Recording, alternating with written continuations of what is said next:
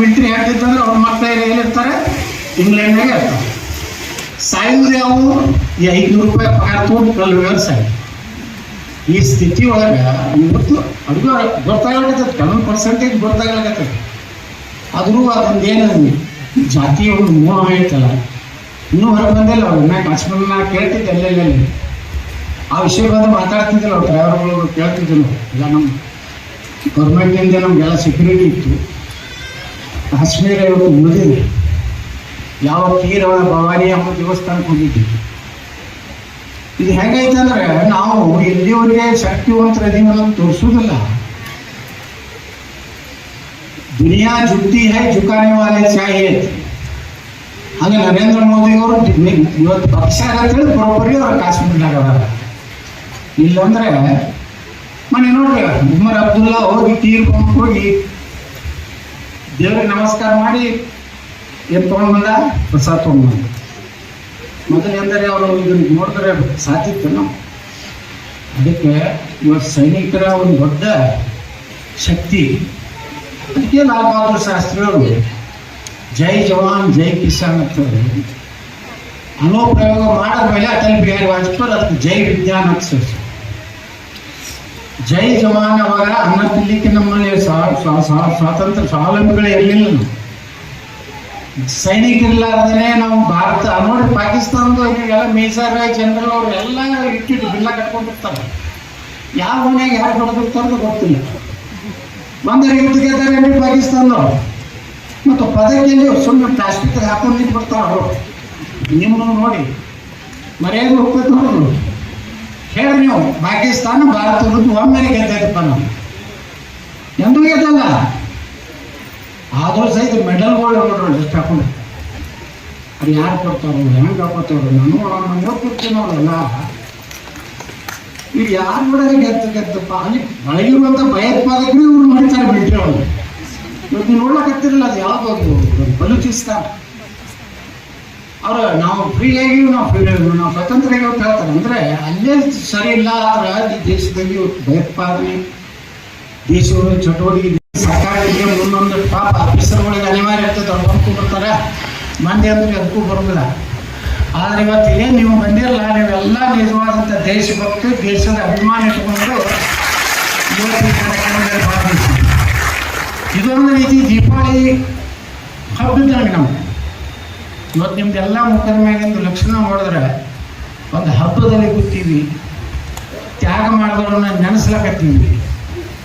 ಎಷ್ಟು ಮಕ್ಕಳು ಎಷ್ಟು ಚೆನ್ನಾಗಿ ಒಂದು ಅದ್ಭುತವಾದಂಥ ಒಂದು ತಮ್ಮ ಇದನ್ನು ಏನು ನಮ್ಮ ಕಣ್ಣಲ್ಲಿ ನೀರು ಬರ್ತಾವೆ. ಯಾವಾಗಲೂ ದೇಶದ ವಿಚಾರ ಬಂದಾಗ ಸಹಜವಾಗಿ ಕಣ್ಣಲ್ಲಿ ನೀರು ಹೋಗ್ಬಿಡ್ತಾವೆ.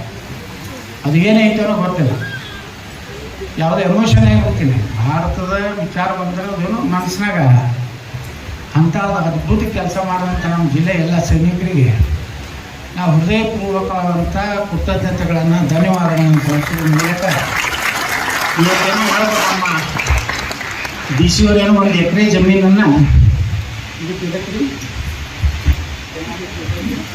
ಸಮುದಾಯ ಭವನ ಸೇನಾ ಭವನ ಒಂದಿನ ಡಿ ಸಿ ಅವರು 1 ಎಕರೆ ಕೊಡ್ತೀನಿ ಅಂತ ಹೇಳಿದ್ದಾರೆ. ತಿಂಗಳ ರೋಡಿನಲ್ಲಿ ಅದು ಅಲಾಟ್ಮೆಂಟ್ ಆಗಲಿ, ಮೊದಲೇ ಕಂತು 25 ಲಕ್ಷ ರೂಪಾಯಿ ನಾನು MLA ಫಂಡ್ ನಾನು ಕೊಡ್ತೀನಿ. ಒಂದು ಸುಂದರವಾದಂಥ ಸೇನಾ ಭವನ ವಿಜಯಪುರದಲ್ಲಿ ಆಗ್ಬೋದು. ನೀವು ರಿಟೈರ್ಡ್ ಆಗಿ ಬಂದ ಮೇಲೆ ಇಲ್ಲಿ ಭಾಳ ಸಂಘ ಸಂಸ್ಥೆಗಳದಾವೆ.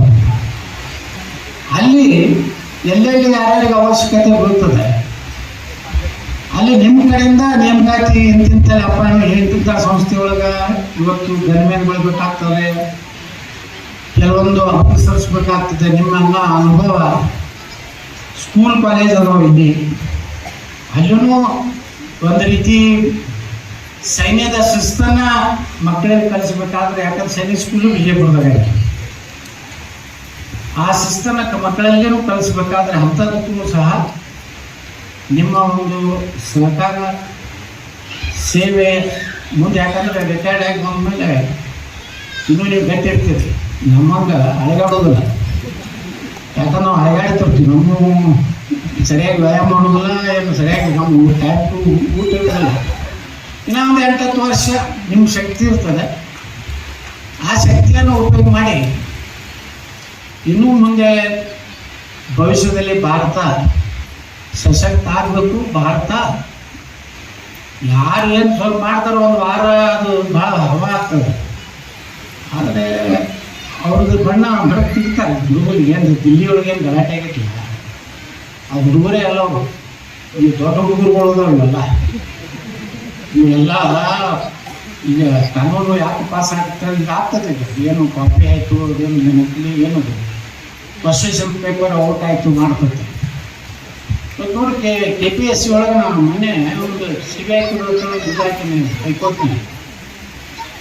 ನಮ್ಮ ಮಿಲಿಟ್ರಿಯವ್ರಿಗೆ ರಿಸರ್ವೇಷನ್ ಕೊಡ್ರಪ್ಪ ಪೋಸ್ಟ್ ಕೊಟ್ಟರೆ ನಾಟಕ ಮಾಡ್ತಾರೆ. ಮೊನ್ನೆ ನಮ್ಮ ಕಮಿಟಿ ಒಳಗೆ ಚರ್ಚೆ ಆಯಿತು, ಸೈನಿಕರಿಗೆ ಜಮೀನು ಕೊಡೋದು.